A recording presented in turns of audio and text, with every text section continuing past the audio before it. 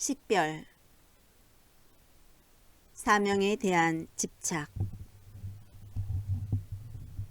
주님을 따르는 여정에서 진보하고 있는 사람들에게 악마가 놓는 덫은 다름 아니라 그들 자신이 하고 있는 선행, 사명, 그 밖의 여러 가지 일들에 더욱더 집중하게 하는 열심을 가장한 덫이다.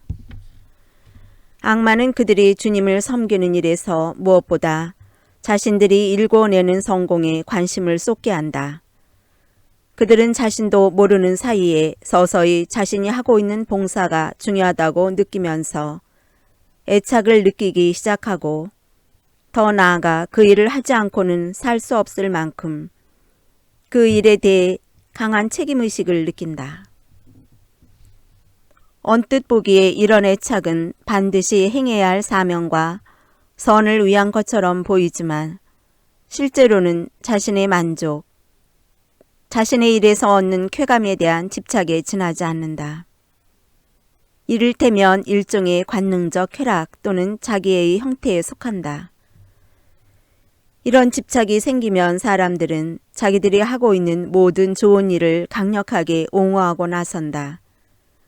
그들은 도덕적 이상주의를 내세워 자신들이 매우 유용한 인물임을 내세우거나 거의 모범적이라 할 만한 순종적 태도를 보일 수도 있다.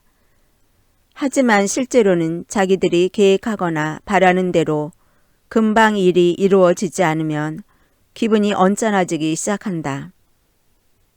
이런 불안한 상태는 비록 그들이 나름대로 열성을 다해 그 일을 계속한다 할지라도 지속될 것이다.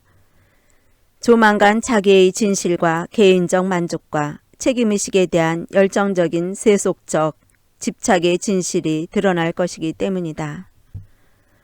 그렇게 되면 그들은 흔히 그들의 활동을 지속하고 정당화하기 위한 구실을 찾기 시작하는데 그에 대한 근거를 거의 언제나 그들이 이미 행한 선한 일과 그들이 일궈낸 성공의 결과에서 찾는다. 하지만 그것은 다만 그들이 악마에게 얼마나 속았는지를 입증할 뿐이다. 특히 강한 성격의 소유자는 현실적으로 자기 자신과 자신이 하고 있는 일이 다른 사람들에게 없어서는 안 된다는 생각을 하기가 쉬운데 이보다 더 근본적으로 잘못된 것은 하느님과 하느님의 일을 위해서도 자신이 없어서는 안 된다는 생각을 할 수 있다는 것이다. 말할 필요도 없이 사람들이 행하는 선한 일도 그 일을 자신들의 만족을 찾고 인정받고자 하는 욕구에 결합시키게 되면 악마에 의해 그 의미가 애매모호해질 수 있다. 사람들이 그 일을 계속하는 때라도 악마는 그들의 시선을 주님으로부터 떼어내 다시 그들 자신을 향하게 한다.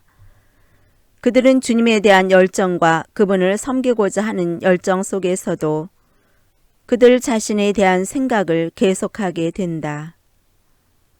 내 기분은 어떤가? 나는 무엇을 체험하고 있는가? 사람들이 나를 받아줄까? 나는 내가 바라는 것을 얼마나 얻고 있나? 이렇듯 그들의 열정은 분명 주님을 위한 것이지만 실제로는 죄의 성향이 담겨있는 마음 자세, 곧 옛 인간의 마음 자세를 그대로 드러낸다. 또한 그리스도를 따르는 영적 여정의 초기에는 하느님에 대한 어떤 지식을 얻게 되면 그것을 다른 사람들에게 전하고 가르치고 싶은 사도적 열정적 충동이 생기기 마련이다. 악마는 이때에도 여지없이 개입하여 그런 사람들이 그 영적 지식들을 성급하게 전하도록 부추긴다. 그렇게 되면 그들은 마치 임신 중에 있는 사람처럼 진지한 태도로 기도하고 묵상하고 그 영적 지식들을 사랑하지만 동시에 마치 서둘러 낙태하듯이 그것들을 다른 사람들에게 가르치고 전하려 든다.